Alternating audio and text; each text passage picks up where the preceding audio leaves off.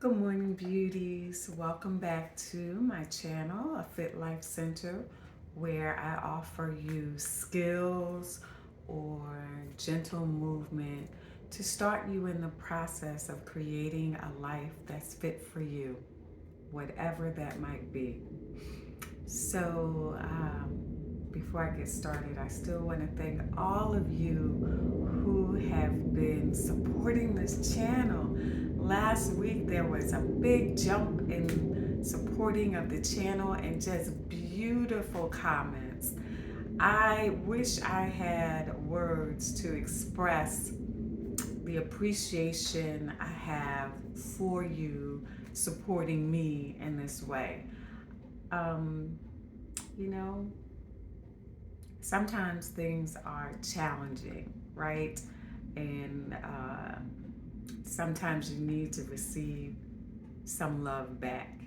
And the fact that you have been showing up for me in this way just gives me a boost of energy to keep going, to keep creating things that I think might be helpful for you. So keep sending those comments. If there are things that you think might be of help to you, please let me know. For those of you who might be new to this channel and don't know me, my name is Sharon, and I am a licensed clinical social worker. I am a therapist who have been treating people for over 10 years. I specialized in trauma, right, for people who experience trauma for a lot of my career, but I also treat anxiety, depression, stress, those kinds of things. All that really means in a nutshell is I've learned a lot of practical skills that might be of help. Remember that this is not therapy, right? This is just some offerings, and you can use them as you will. I also teach mindfulness and yoga. If that's something that you think that you can benefit from, I do that individually as well as in group, right? So if you and a bunch of your good girlfriends want to get together and do some relaxation with some nice music and some mindfulness and start to release some stress and tension out of your body, check me out at afitlifecenter.com where you can sign up for individual sessions or group session. I love group sessions because we have the best energy and it just makes it great. But individually, we can go deeper, right? I can customize things for you.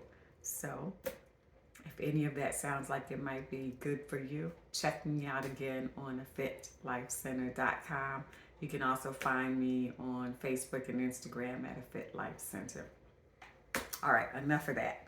Let's get on with it. So last week, I talked about compassion fatigue, right? And this week, I'm going to talk about burnout. I hesitated to talk about this today. I'm going to be honest with you because um, I'm feeling burned out. I'm just going to be honest. I'm feeling burned out. And it's not with my work, my job. I'm feeling burned out with what's happening in our country. That shooting in Buffalo, I'm having a hard time, y'all. Right? I'm moving from just numb to sometimes pissed off, back to numb, right?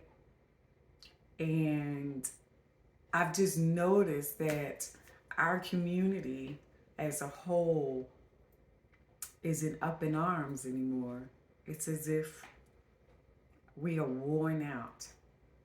And that's why I almost didn't want to talk about it. I just kind of wanted to let it pass, right? Like self protection, right? Me trying to protect myself. But I said I wanted to offer something that might be helpful. So I'm going to go through these symptoms of burnout, and then I'm going to tie it back to what I just talked about a minute ago. So again, you're going to see me looking over here to my left because that's where my monitor is, and I always write notes so I don't forget anything. All right. So the definition of burnout. Burnout is a state of chronic stress that leads to physical and emotional exhaustion, cynicism, detachment, feeling of ineffectiveness, and a lack of accomplishment. When you are in the full throes of burnout, you aren't able to function effectively on a personal or affective level. So we talked about compassion fatigue as the beginning of this, right? And now you can see that the symptoms have increased substantially. So last week we talked about that feeling of chronic fatigue. No matter what you do, you can't seem to get rested, right? You could sleep all day and all night and all weekend and you still feel tired.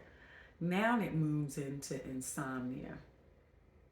It's where every night you're struggling to try to go to sleep. Your mind is just flooded with thoughts. You're tossing and turning all night and you simply can't sleep. You might even notice that you start doing things to try to sleep. Maybe you go to your doctor, you get a prescription. You start drinking at night to try to sleep. You maybe smoke some weed trying to go to sleep, right?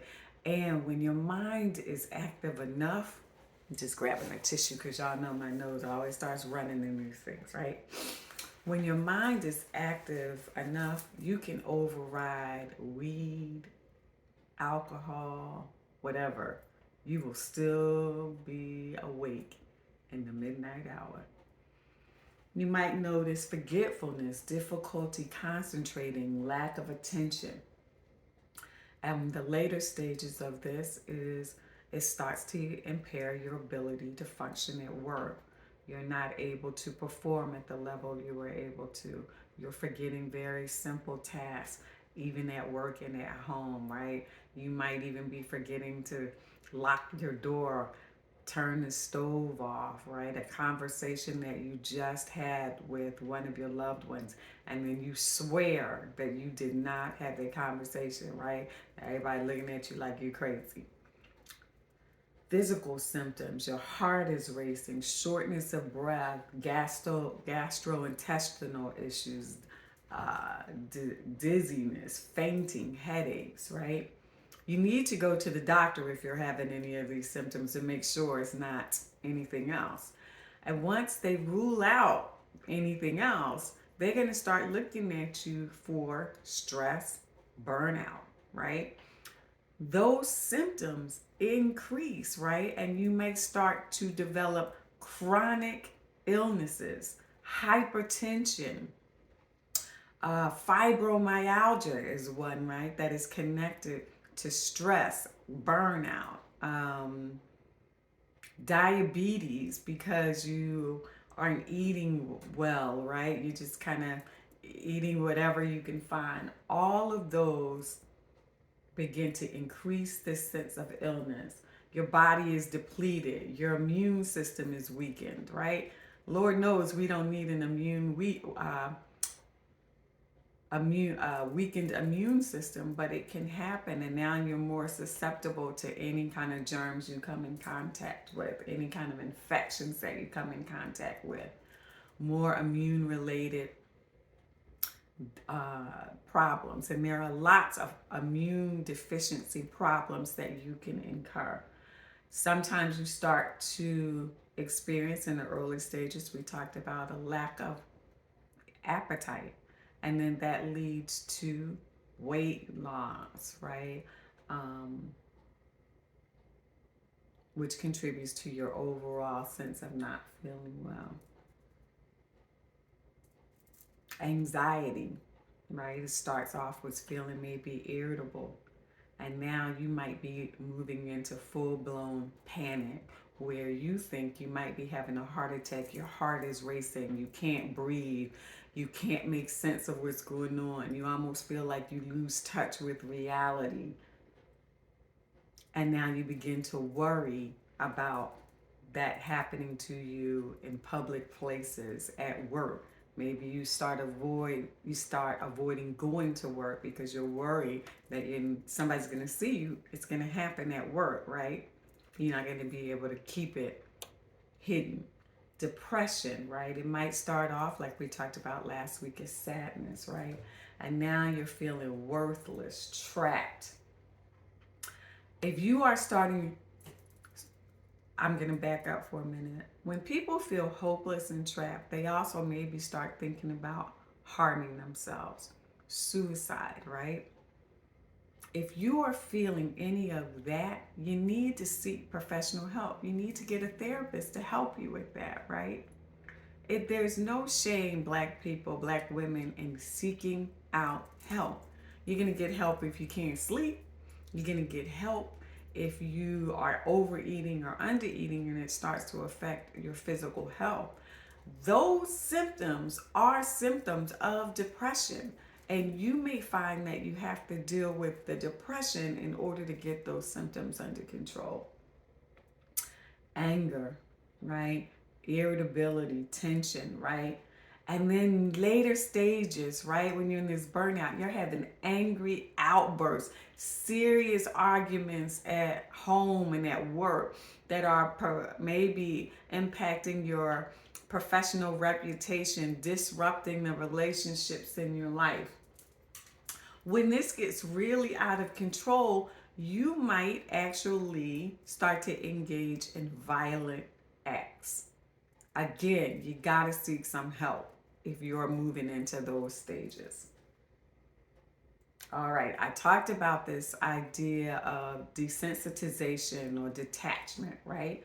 So it starts off with feeling a lack of enjoyment. It's very mild. You just kind of feel detached from everything, hang out with your family and friends, and your body is there, but your mind is not. Without any intervention, you might start to just withdraw. You stop accepting invitations. You find yourself staying in your bed all the time. You just don't get up, not even to go to work after a while, right? You just have checked out. You have an overall sense of pessimism, right? Negative self-talk, right? Everything just appears terrible to you. Even how you feel about yourself. You might start not to trust anybody, even the people closest to you. You start giving them the side eye because you're not sure anymore if anybody has your best interest. It feels like you can't count on anybody, including yourself. We talked about isolation, right? After a while, your bedroom becomes your prison. At first, it might have been your safe place, and now it's your prison because you can't leave out of there when you want to because these symptoms are so high that you no longer trust yourself to be around other people.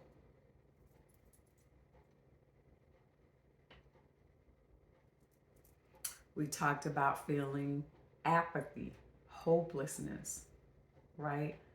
At some point, again, I want to emphasize these symptoms, when they continue to escalate, you become immobilized.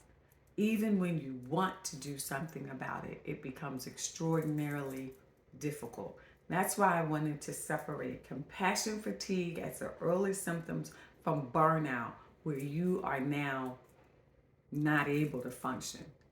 And you know you're not functioning, but you don't know what to do about it. Long story short, get some help, right? Look for a therapist. If you have medical insurance, there is usually therapy now connected to it. Call that number on the back of your insurance card. Let them know that you need to seek a therapist. They will give you a list of therapists that take your insurance, right? There are also various agencies that can connect you to a therapist, right? There is therapy for Black girls, right? Where you can find a therapist in your area. They may take your insurance. There's a platform called Sondermind. They are in various states and they take insurance and will be able to connect you to a therapist. So, why did I tie this to the shooting in Buffalo? Because I think as a Black community, we are experiencing burnout as a whole. We can't talk about it. We almost can't acknowledge it. We feel hopeless and helpless. It feels like no matter what we do, protest, vote, doesn't matter. We are like the prey in the street, and when somebody decides to take aim, there we are. I was listening to a podcast called Ratchet and Respectable by Demetria L Lucas. I will post that podcast description in the description box. And she said something that snapped me out of my numbness. She said, it's a privilege to get old, right? Because if you get old, it means you lived through some shit and you deserve some peace, right? Here you are in the grocery store, minding your business, trying to get your food for maybe your Saturday night snack or your Sunday dinner. And somebody walks into the grocery store and ends your life for no reason. That thing messed me up because all I could think about was my mother. My mother loves the grocery store. She does. That is her jam. And it would be very likely that she would be in a grocery store on a Saturday getting her food for the week.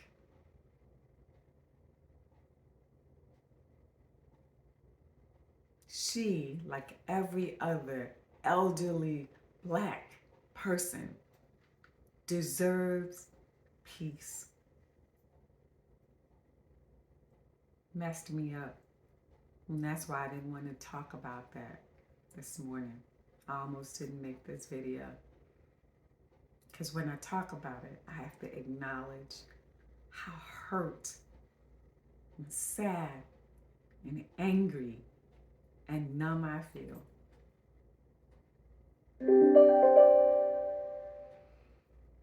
So what do we do? I don't know. I don't have answers. But here's what I'm going to offer you today. Let's do a little bit of mindfulness to maybe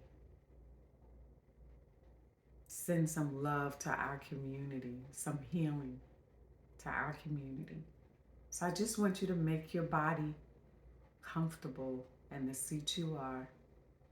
And if you can, just let your eyes close so you can go inside for a moment. Connect to yourself.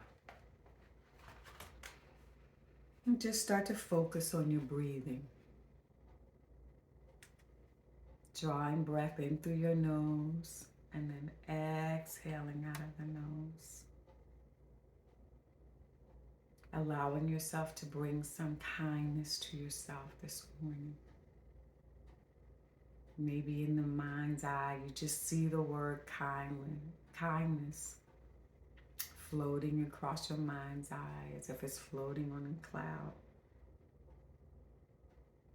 And allow that sense of kindness to permeate your body. So allow your muscles to slowly relax where the shoulders drop away from the ears. And maybe your chest begins to rise and expand with the inhale and contract with the exhale. Allowing yourself to take comfort in this moment. Maybe recognize your own desire to be happy. Just a natural wish for ease and comfort. Maybe acknowledge to yourself that I want to be happy. Yes, I want to be happy.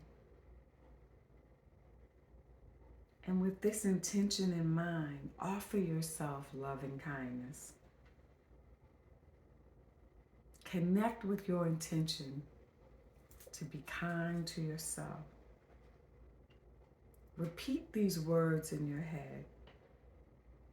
May I be happy.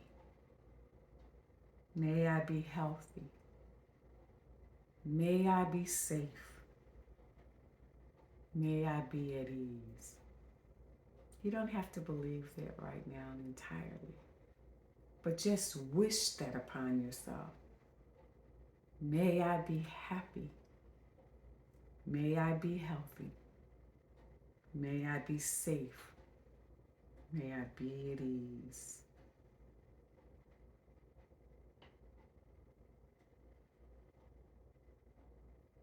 Maybe offer that to each other. Everyone on this video or who watches that, as you wish it for yourself, maybe extend it to our community. May you be happy. May you be healthy. May you be safe. May you be at ease. Take a full breath in. Exhale out fully. And when you feel ready, lift your eyes or open them.